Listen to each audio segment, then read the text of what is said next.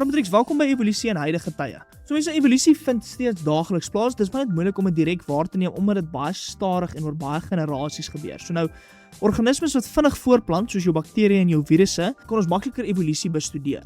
Patogene, soos jou virusse en bakterieë, evolueer vinnig omdat daar baie natuurlike variasie tussen hulle voorkom.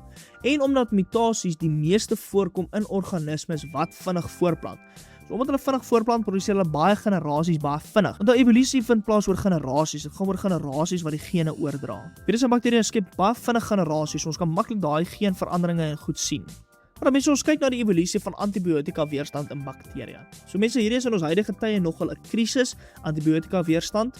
Maar nou, hoe gebeur dit? In enige bevolking is daar genetiese variasie. So in die bakteriebevolking is daar genetiese variasie. Sommige van die bakterieë is meer weerstandbiedend teen antibiotika as ander. As daar te min antibiotika geneem word of die volle kursus word nie voltooi nie, sal die minder weerstandbiedende bakterieë sterf, maar die meer weerstandbiedende bakterieë gaan oorleef, omdat jy nie antibiotika klaar gebruik nie. So nou het die weerstandbiedende bakterieë oorleef en hulle gaan dan nou toeneem. So die voorgesette gebruik van antibiotika, so die antibiotika wat jy nou nie klaar gebruik het nie, het min effek by weerstandige bakterieë. So die weerstandige bakterieë gaan dan nou voortplant en die weerstandsgene oordra. Jou nie weerstandige bakterieë neem af en die antibiotika raak uiteindelik ondoeltreffend.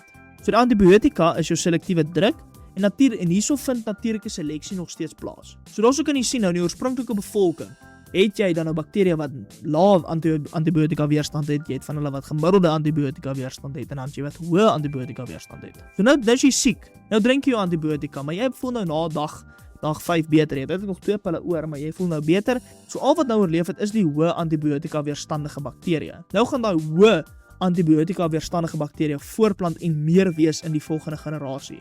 En nou as jy weer van daai selfde antibiotika gaan drink wat jy gedrink het, gaan dit niks doen aan hierdie bakterieë nie.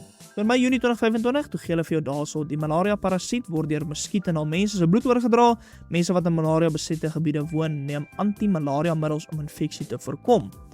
Indien die anti-malaria middels doeltreffend is, behoort daar geen parasiete in hul bloed te wees nie. Die teenwoordigheid van parasiete selfs na behandeling toon dat hulle geëvolueer het om weerstandig te wees. So vra hulle by 3.4.5, beskryf hoe die malaria parasiet deur natuurlike seleksie weerstandigheid teen die middels ontwikkel het. Dan gaan jy basies net natuurlike seleksie se rympie weer uitskryf op toepassing van hierdie spesifieke konteks.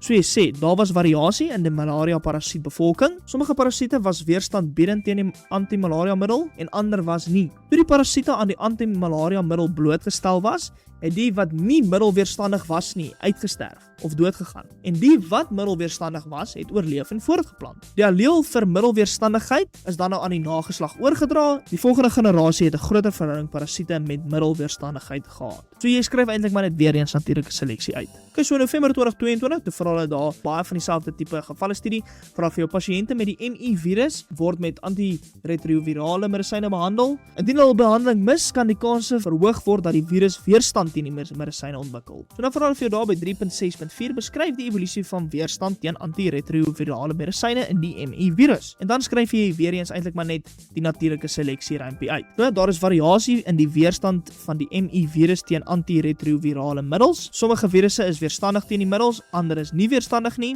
Die wat nie weerstandig is nie, oorleef nie. Wanneer behandelings gemis word, sal die weerstandige virusse oorleef en voortplant en hul weerstandigheid aan die nageslag oordra. So ons kan evolusie nog steeds bestudeer in die moderne tyd deur om bakterieë en virusse ensovoorts te gebruik, omdat daar baie generasies geproduseer word. Volgende gaan ons dan nou begin kyk na menslike evolusie. Sterkte, lekker leer.